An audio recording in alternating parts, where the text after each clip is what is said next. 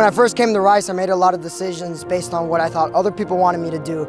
But over the years, with support of faculty and the friends I made, I got the courage to pursue my real passion of performing. All for Rice's honor, we will fight on. It's crazy. It's so much work and so worth it when you look around and you see your college mates, and it's just all of these people who have been struggling with you, and now we're all here together about to walk across the stage and be so happy and go into the world and succeed in our own ways. I'm just so happy. I'm so happy. I think the people are what make Rice different. It's why I came here. The people here are the best people I've ever met, and I couldn't be happier to walk out of the Sally Port with them tomorrow morning.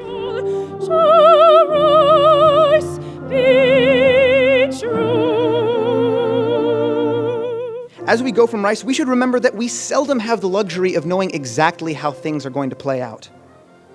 However, instead of being overwhelmed by fear, indecision, and what could go wrong, let us dwell on what could go right, taking life as it comes and making changes as needed. We must not let our decisions be guided by fear, but rather by truth and by love. You are a special community, and I think the world will need you to articulate even more fully and embody who you are and who you have been here even more fully in the next stage of your lives. Because racism, sexism, nativism, and fascism do not crumble under the weight of their own fallacies. They do not deconstruct because they are mocked. They do not fall apart because they are self-mocking. To be checked, they must be struggled against. They must be fought against. But most of all, I think they must be lived against. They must be lived against in the ways that you have practiced here. Our world needs you. We need your knowledge and your creativity and your ambition, but we also need your kindness and your humanity. We hope in your journeys ahead you will hold your Rice values dear. These are to take responsibility both for yourselves and for the problems and injustices you see, to do all that you undertake with the utmost integrity, to participate in and contribute to your communities, and to pursue all endeavors with the highest aspirations of excellence. That is what we have asked of you while you are here at Rice, and that is what we ask for you as you become alumni of Rice.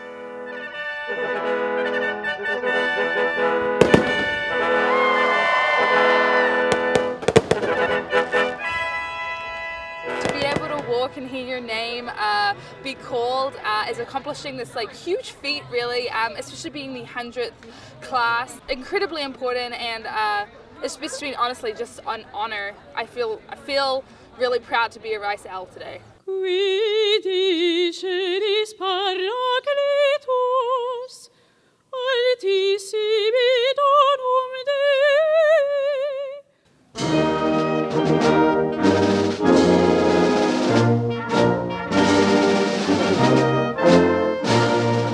Let's celebrate leaving the dorms. Let's toast to the end of our meal plans. Let's kiss the ground and thank the skies that we'll never take another exam. But promise me, even if it hurts your heart, you will not stop learning. Tomorrow, at least metaphorically, you'll be the least experienced person at your job. You may feel unqualified, undeserving, an outsider. You may be reminded of what it's like to be a foolish first year. I suggest instead you remember the strength, tenacity, and skill that you have, which enabled you to be graduating today. I know we think the problems of the world are too vast and we can't make a difference. But I disagree. Let me leave you on this point with a Hawaiian proverb. A little boy is walking along the beach where there are thousands of starfish washed ashore. He's worried for them and tries to save them by throwing them back into the water one by one. He's throwing them back into the water as fast as he can. And a man comes along and looks at the water, looks at the starfish and says, "Boy, there are zillions of the starfish. You can't possibly make a difference." The boy looks at the man, picks up another starfish and throws it back into the sea and says, "It made a big difference to that one." That's what we can do. We may not be able to change every life, but we can change a few. And as you navigate your trade-offs, I hope that you'll try to do your part and be grateful that you can. And now, to all you owls out there, fight on, congratulations, and let's give Rice University a big hoot.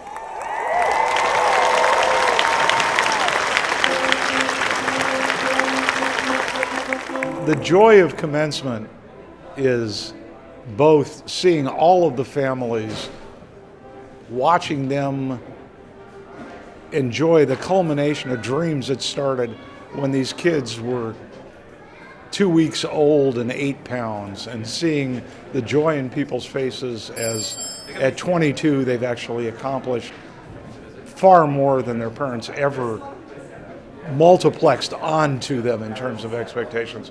And then for me personally as Chief Marshal, the joy is working with the wonderful team of roughly 100 people who pour their heart and soul into this every year to make sure it all comes off. They all go above and beyond the call of duty. It's a dream come true. It's been 4 great years, and it's everything we thought it would be, and you can't describe the emotion as a parent. I don't think that I will ever truly appreciate all of the sacrifices that they made. That we always put education first, and I hope that I will understand one day, but I'm not sure that I really ever will, and I am just grateful beyond measure. I remember the 4 years ago that I get in and I bring him, but now I'm getting back, and it's glad for me and an honor for me to have him in this school. Oh, it's a mixture of emotions, you know. It's sad because I'm leaving the university. It gave me a lot of great friends, great memories, lots of connections, and lots of everything.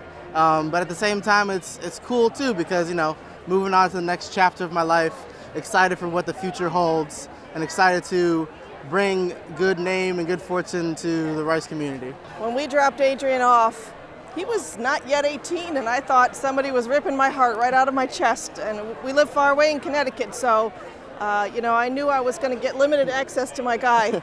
Last night I said, you know what? Somebody put my heart right back where it belongs, and they gave me back a man, and we're super proud. A job well done, son. A job well done.